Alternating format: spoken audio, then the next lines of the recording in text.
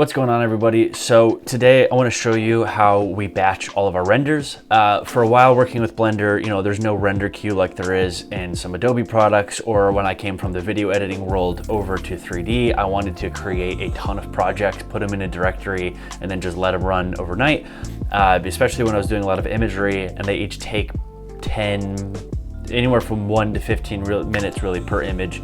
I didn't want to wait for each iteration to be done before I worked on the next project. So I developed this pretty simple script, basically to be able to drop all of your Blender projects into one folder and just hit run and let them all process.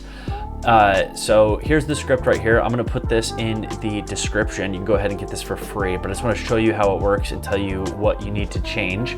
Really, the only things that you need to change are your file paths. All right, I'm going back and editing this video that you're watching right now, and my monitors are actually flipped upside down, as you can see right here. And because of that, for some reason, NVIDIA's overlay app recorded the screen upside down, but the mouse right side up. So for the whole video, when it cuts to the screen, the mouse doesn't align. It's opposite, but I just want to tell you why. So the way that the script works right here, because it's a batch script, it's going to be running in command prompt.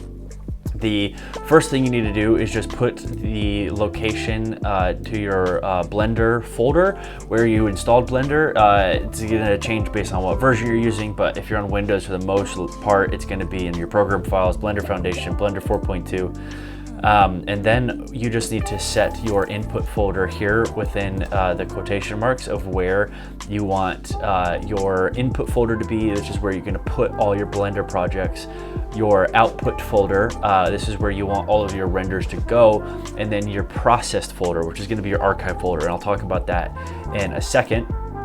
And then the only other thing that you're going to need to change is just set the location to your actual Blender executable file for which version of Blender you want to be running on this batch script as we're rendering everything. You go to the Blender documentation to find some more examples of other command line arguments you could put here.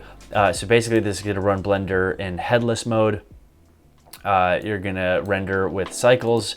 This is defining the output folder and then how it's going to name it, and it's going to name your output files the name of your Blender file and then 00001. It will only do the zeros if there's a duplicate. So if you render something named plant and then you render another one named plant, it'll be plant 0001.blend. This is going to just render the first frame.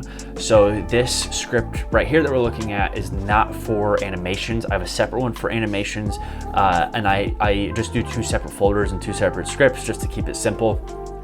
I have mine set to render with optics. If you don't want to render with optics, you want to render with CUDA or metal or something like that, you can change that. And then what the rest of the script does is it takes the finished project, it puts just the export photo in the output path, and then it takes the export photo and the project file and moves that to the archive folder. The reason I do that is because I like keeping backups of everything that we run through our render queue, so that way if we need to go back and find a specific version of something, or if the original project file gets lost, messed up, corrupt, whatever, we have a backup of everything. So this will put your output render in the output folder and then put a copy of the project file with a copy of the export into your archive folder. So first, to show you how to take the script and create the actual batch file, you're going to save this as in your text prompt or notepad, and you're going to save it as renderscript.bat to be a batch file, and then set this to all files, and then that will actually take your text document and save it as a batch file. I've already got mine here, so I'm not going to save that. And then in our file structure here, we have our render queue for animations, and then our exports and archive folder. So I have both animations and our images going to the same two folders. So with the render queue, I've already got two projects in here just to show you how this works. And all I'm going to do is double click render script, and then I'm going to hit run. And this is going to start processing our Blender file. It's going to have a few issues probably pop up here with a few plugins I haven't updated that I should probably just disable. So it's currently reading the file, and then it's going to start printing our output for how many frames it's rendered and where it's at. There we go. And so now I can just leave this. Each of these should render in about a minute, and we'll just go ahead and let these run, and I'll show you what it's like when it's done. Great, so it just finished. So those are no longer in our render queue, but the 2 images that we just rendered are broken. That is not how that's supposed to look, but our 2 images are here in our export folder, and then our projects and copies of the exports went into our archive folder. So that's pretty much it, and you can save tons of time by just throwing 100 different Blender projects that need to be rendered. If you do any work like us and you're doing tons of different little projects across a bunch of different scenes and things like that, this makes our workflow so much easier, and we can just let it run overnight doing 100 projects in a row. And then for our animation, the script is, whoops. And then for our animations, the script is pretty much the same. Here's the script for that. I will leave this in there as well. The only real difference here is that instead of just rendering 1 frame, it's gonna render all of the frames in your range. And then in the export folder, it'll put all of the exported images into a subfolder. So your archive folder and your export folder are gonna have a folder named after your project with all of the images in a subfolder right there for you. So you don't have to do any copying or any moving or anything in a folder. Every single image exported in a row is in a folder. Every image is actually named after your project file with the frame number. And that way, whenever you import it into whatever video editing or compositing software you're using, it just imports as an image sequence, and it's all really easy to go. The other thing is you are able to add some parameters here to change the actual way that you're rendering, such as samples, tiles, things like that. But for now, the way that we've got it is basically leaving all the settings up to how you set it in your project file. One thing that I should mention about this process is that you need to have all of your dependencies in your Blender file packed. So make sure that when you're using this workflow for batching all of your Blender projects, that you just make sure to set automatically pack all resources into your project, so that way we don't have to worry about textures getting lost or anything else.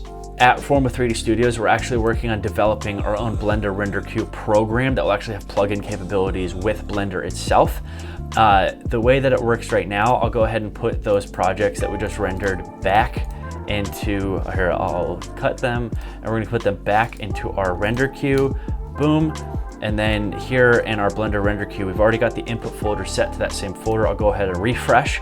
We're gonna have available projects. You can pick which ones you want, add them to the queue or remove them.